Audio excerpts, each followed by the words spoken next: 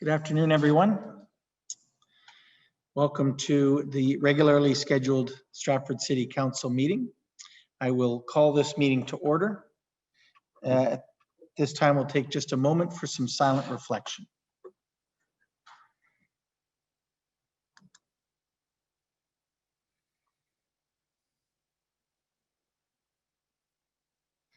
Thank you. Joining me in the council chamber today is City Clerk Tatiana Defoe and Deputy City Clerk Chris Bantock. Our Chief Administrative Officer Joan Thompson gives her regrets, as well as does Councillor Beattie. And at this time, we still think that Councillor Ingram may join us shortly. So with that said, are there any declarations of pecuniary interest at this time? Councillor Henderson? No, okay. All right. Seeing none, the item 3 is adoption of the minutes from the regularly scheduled meeting on October 13th and the special meeting dated October 21st. Is there a mover and a seconder? Councillor Vasilakos and Councillor Gaffney are moving and seconding adoption of the minutes from October 13 and 21. All those in favor? Opposed, if any? That's carried. Councillor Ingram, we are on item 4 now. Thank you. Thank you. The minutes, or sorry, the addenda for today's agenda has been circulated. Would somebody move adoption of the addenda? Thank you, Councillor Burback and Councillor Bunting. Discussion. Seeing none, all those in favor? Opposed, if any, and that's carried. Thank you. Item 5 and item 5.1 is a report of the Committee of the Whole and camera session from October 19th. It was held under the Municipal Act 2001 as amended, and it dealt with the labor relations or employee negotiations, section 239, and advice that is subject to solicitor-client privilege. And a second item, advice that is subject to solicitor-client privilege, including communication necessary for that purpose. And at the in-camera session, direction was provided on both items, and an in-camera session was not held today on October 26th.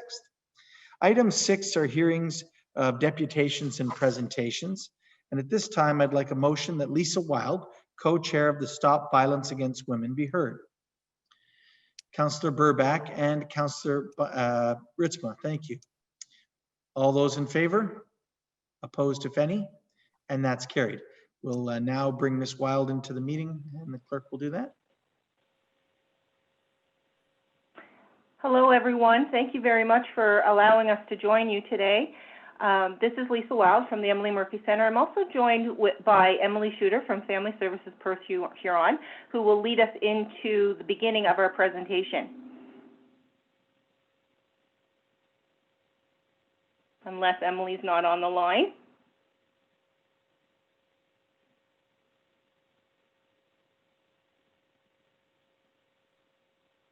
Hi, can you hear me? There we go. Perfect, thank you. Hi, thanks so much. Stop VAW, or Stop Violence Against Women Perth County, is a community-based cross-sector committee. We work together to improve community response to victims of domestic violence. So there are a number of agencies represented at the Stop VAW table. We meet monthly, and we try to work together to coordinate any gaps in service, to share information regarding trends in community needs, and to work on prevention projects. We aim to strengthen linkages among agencies and service providers, enhance interagency cooperation, collaboration, coordination, and integration. So we do provide training and educational sessions on how to live a life free from violence. So these trainings are for service providers, community members, students, and we work to support ultimately a goal of making Perth County a place where all women and children are able to live healthy lives free from violence. So we have a couple subcommittees that work more in a more focused way on reducing barriers and gaps, as well as a committee for youth and underserved populations. Throughout COVID-19, we've continued to meet and to continue our services. We've launched our website, done radio campaigns, and worked to create virtual training webinars to launch on our new website. Thanks, Emily. I'd like to draw your attention to, as circulated, the snapshot of Perth County as far as what's happening on the ground. for 2019. We have experienced some different numbers in the onset of 2020, as you can well imagine, but I'd like to highlight a few of the numbers that are presented before you. You'll notice that domestic violence calls are up over 2018 by almost 200 calls. We've seen charges increase by about 70 for the year. We've seen a slight decrease in 2019 of our sexual assault numbers, which is good news. However, we've seen a slight increase in human trafficking charges. As far as housing and wait lists go, we've seen an increase in the wait list for folks waiting to get into social housing or safe and affordable housing. And we've also seen an increase in the number of folks who are sitting on the second stage wait list, which of course is for women and children who have experienced violence.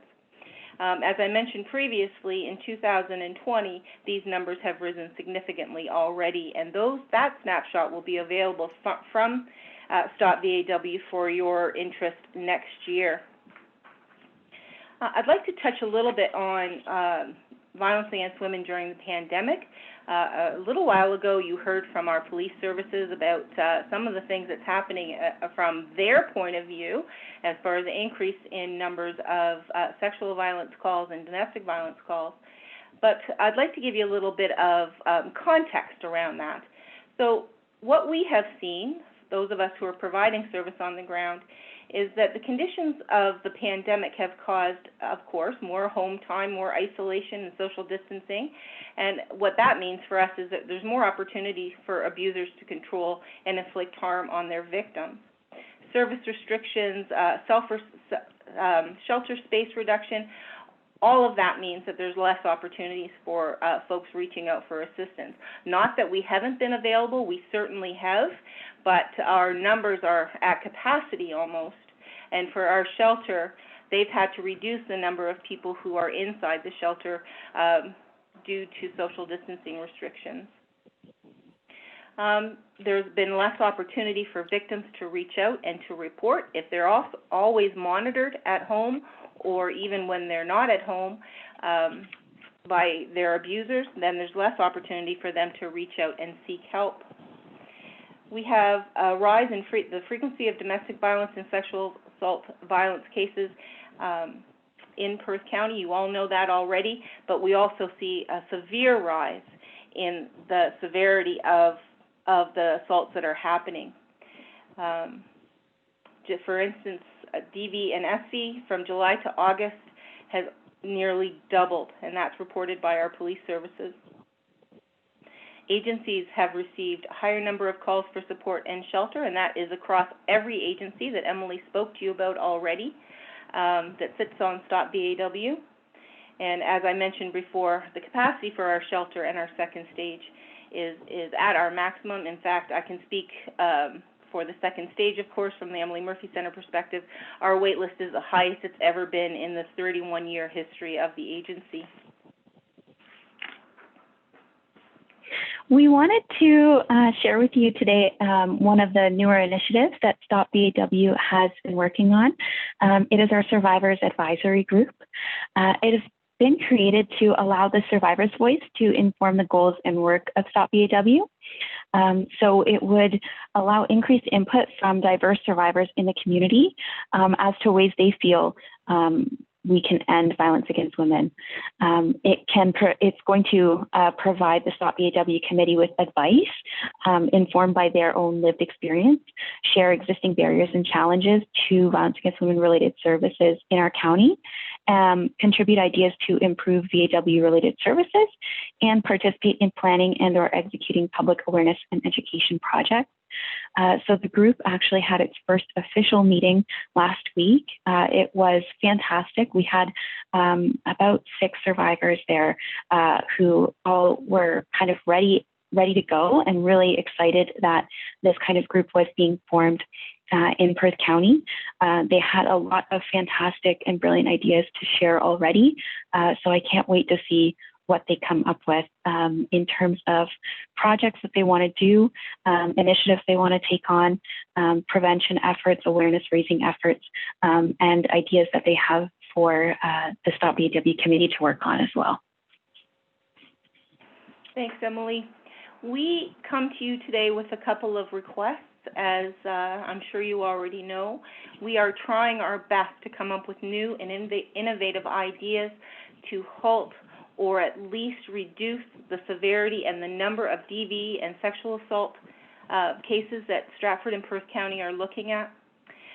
In order to do that, we need the help of everyone who has the ability to help. And to that end, we're asking for the Council to remember that November 25th is globally recognized as the Day of Awareness, acting as a catalyst for action and change. It starts off the 16 days of activism against gender-based violence, which ends on December 10th. So our request to you is to recognize that women abuse prevention is essential, and we ask you to do that by wearing purple and/or a purple ribbon on this day. The second thing we'd like to bring to your attention is that December 6th is the National Day of Remembrance and Action on Violence Against Women. It was established in 1991 by the Parliament of Canada to mark the anniversary of the murders in 1989 of 14 young women at L'École Polytechnique in Montreal. They died because they were women. We ask you to reflect on the phenomenon of violence against women in our society and to consider that women and girls for whom violence is a daily reality, and to remember that those who have died as a result of gender-based violence. We ask for communities to consider concrete actions to eliminate all forms of violence against women and girls. And our request to you is that we'd like for you to honor this day by requesting that flags be lowered to half-mast on December 6th to acknowledge the National Day of Remembrance. That flag will also be flown at half-mast on all federal buildings and establishments in Canada, including the Peace Tower in Ottawa. We thank you so much for listening to us today and for considering our request. We come to you as our council because we all have a role to play in ending violence against women. Discrimination against women violates the principles of equality of rights and respect for human dignity. It's an obstacle to the participation of women on equal terms with men in the political, social, economic, and cultural life of their countries, hampers the growth of the prosperity of society and the family, and makes more difficult the full development of the potentialities of women in the service of their countries and of humanity. Thank you again for listening to us today and for considering these requests. Thank you so much. Thank you, everyone. Thank you so much, Lisa and Emily. The motion that's in the agenda is that Council endeavor to wear purple on November 25th, 2020 to mark the beginning of the 16 days of activism. That City Council hereby proclaims December 6th as the National Day for Remembrance and Action for Violence Against Women in the City of Stratford to express their support and dedication to ending violence against women in the community. And that the flags in City Hall and other municipal buildings, as feasible, be lowered to half-mast on December 6, 2020. A mover for that is Councillor Henderson and a seconder is Councillor Burback. Discussion, Councillor Gaffney. I wonder if we could also add to it that on November 23rd, when we're all together electronically, to wear purple, and that'll get people wondering what's going on and maybe ask some questions. Thank you. The mover and seconder agree to that. Is there anything further? If not, all those in favor of the motion. Opposed, if any. That carries unanimously. Again, thank you, Lisa, and thank you, Emily. Thank you all. Enjoy the rest of your day. Thank you.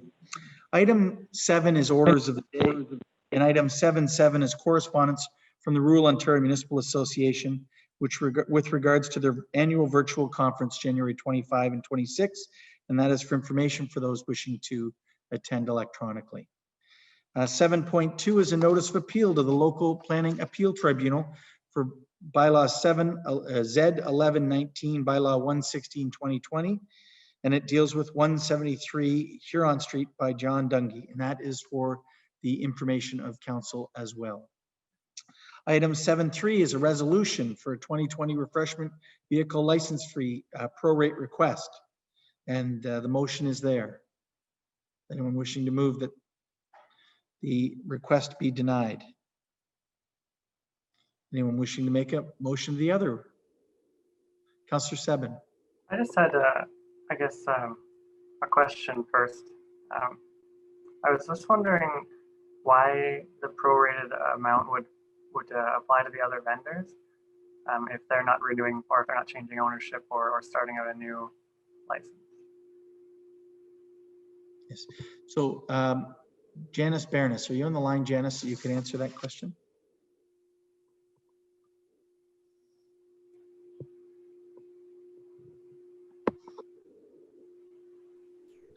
Yes, through your worship. So I think it's just a matter of fairness and transparency. People buy business licenses at various times through the year, and we charge one fee regardless of when you buy the license. And so if we start prorating them, we may get requests from others who bought their license partway through the year as well. Councillor Clifford, then Councillor Gaffney. Yeah, in the report, it talks about like the cost of the internal cost. Like how much is the internal cost to get one prepared in the clerk's office? Like I'm curious, how much is the actual time like to process 100 of these applications? I'll turn that over to Ms. Baroness again. Janice? Yeah, I think if Tatiana, the city clerk, is on the line, perhaps she could answer that question. I'll invite the city clerk forward to answer that question. So here she comes.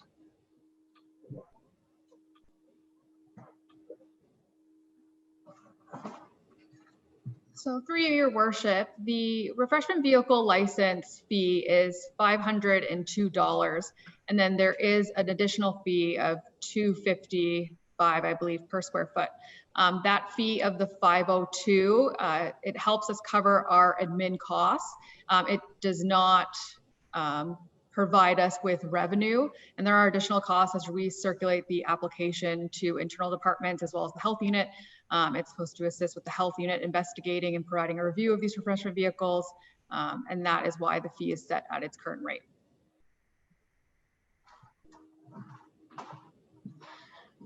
Are there any other questions at this time? Councillor Gaffney, then Councillor Henderson.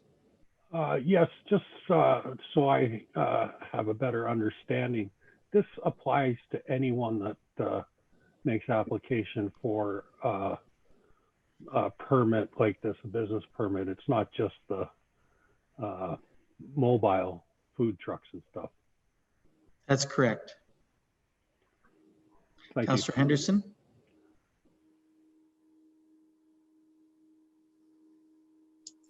I'd like to make the motion that the request for refreshment vehicle license fees be prorated in 2020 be denied. Seconder. Councillor Gaffney, discussion. Seeing none, all those in favor? 1, 2, 3, 4, 5. Those opposed? 1, 2, 3, 4. That motion carries. Thank you. Item 7.4 is a resolution for removal of textile collection bins on city-owned property. And the staff recommendation is that we approve the removal of textile collection bins located on city property, not including the 3 bins at the landfill.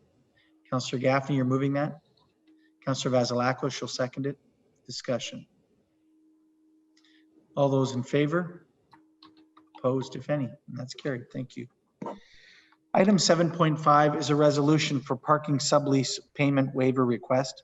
And the staff recommendation is that parking sublease payment waiver request be received and that option C, no fee waiver, be approved that requires outstanding payments and future invoices from each tenant in accordance with their respective parking sublease agreements. Anyone wishing to move that? Anyone? Councillor Henderson, you'll move it? Thank you. Seconder, Councillor Vasilakos.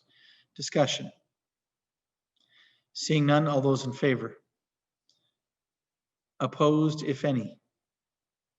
2 opposed, and that carries. Item 7.6 from the addenda is the subdivision agreement for Countryside Phase 3.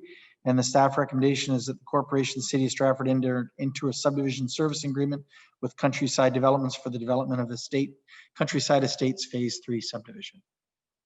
Councillor Ingram and Councillor Ritzma, discussion. Not all those in, Councillor Burback. Thanks. I just wanted to ask a question about, I know they've done quite a few different phases of the subdivision, and I'm just curious as to how staff felt they've been upholding their agreements. Have they been timely, and are we happy with how they're responding to things, requests? Mr. Delovic, do you want to answer that question? And you can break it up maybe between Coventry, Countryside, and any other builder that's in that same region, just to give her a sense of. Yes, through your worship, there is Coventry and Countryside, so I even get mixed up with them sometimes because they're so close in name. But with Countryside, there have been no issues. They've responded as we've had some inquiries, but it's all going well with as we've been doing the final assumptions and as they take care of any outstanding deficiencies with respect to Countryside. Thank you. Anything further? Not all those in favor? Opposed, if any? And that's carried. Thank you. Item 8 is business for which previous notice has been given and there's none listed. Item 9 is report of the standing committees. Item 9.1 is the report of the Infrastructure, Transportation and Safety Committee. And then item 9.11 is accessible on-street parking spaces on Lakeside Drive. Item 9.2 is participation in the Perth County Mutual Aid Plan. Item 9.1.3 was off-road vehicle bylaw. Item 9.14 is mutual aid and assistance memorandum of understanding for an Ontario Water Wastewater Agency response network. And item 9.15 is traffic concerns on Lakeside Drive. And that is the report from the October 26, 2020 meeting. Councillor Vasilakos will move. Seconder, Councillor Ingram. Discussion. Seeing none, all those in favor? Opposed, if any, and that's carried. Item 9.2 is the report of the Finance and Labor Relations Committee. There are 4 items. 9.21 is the Stratford Economic Enterprise Development Corporation September 20 update and 2019 annual report. Item 9.22 is the Stratford Tourism September 2020 update. Item 9.23 is the financial statements and commentary for Festival Hydro Inc. second quarter ending June 30th, 2020. And item 9.24 is the financial statements and commentary for Rhizome Festival Hydro Services Inc. Q2 ending June 30th, 2020. Councillor Clifford as chair will move, and a seconder is Councillor Gaffney. Discussion. Seeing none, all those in favor? Opposed, if any, and that's carried. Item 10 is notice of intent, and item 10.1 is notice of a public meeting under the Building Code Act. And that is that on November 16th at 3:30 p.m., there will be a meeting to consider an amendment to bylaw 112/2005, a bylaw passed pursuant to the Business Code Act, Building Code Act, governing the issuing and charging of permits. And that meeting will be held in this chamber and on Zoom. And item 11 are the reading of the bylaws. And there are 7 bylaws that can be taken. And I just want to clarify with Ms. Yes. So there's bylaws 11.1 to 11.5 plus 11.7 from the addenda, which would constitute 6 bylaws that can be taken collectively. And then we'll deal with the confirmatory bylaw at the end. The 5 bylaws are 11.1, the on-warm memorandum of understanding, and that's to do with mutual aid. 11.2 is the amendment to the traffic and parking bylaw, 159/2008, and that deals with accessible parking spaces on Lakeside Drive. 11.3 is participation in the Perth County Municipal Aid Plan. 11.4 is the off-road vehicle bylaw, and that is to be amended. And 11.5 is the delegation of authority bylaw with regard to off-road vehicles. And 11.7 is the subdivision servicing agreement for Countryside Estates Phase 3, and they can be taken collectively upon unanimous approval. Councillor Ingram will move that, second by Councillor Burback. All those in favor? Opposed, if any? That's unanimous. So we'll go to first and second reading of bylaws 11.1 through 5 and 7. Councillor Seven and Councillor Bunting, discussion. If not, all those in favor? Opposed, if any? That's carried. Third and final reading, Councillor Vasilakos and Councillor Gaffney for bylaws 11.1, 2, 3, 4, 5, and 7. All those in favor? Opposed, if any? And that's carried. The consent agenda has been circulated. Are there any items anyone would like to bring forward at this time? Councillor Vasilakos.